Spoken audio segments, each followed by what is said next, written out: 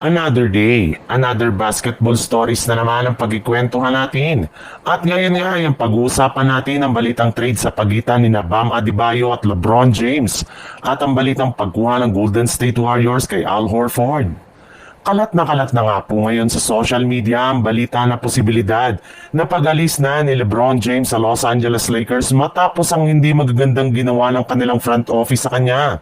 Dalawang klaseng malaking move nga daw po ang hindi pinaalam sa kanya ng mismong Lakers.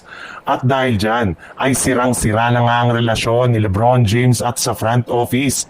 At sigurado nga na aalis na ito sa team sa lalong madaling panahon.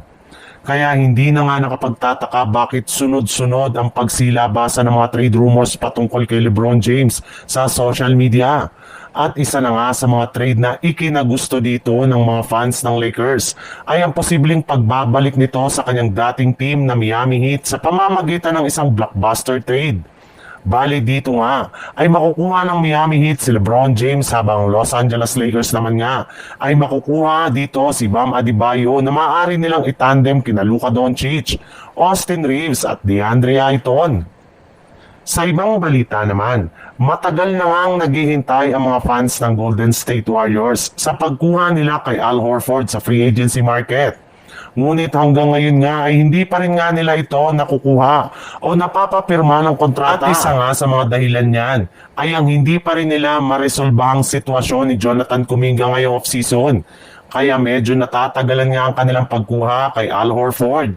Pero willing rin naman nga daw si Horford na maghintay sa mangyayari ngayong off-season.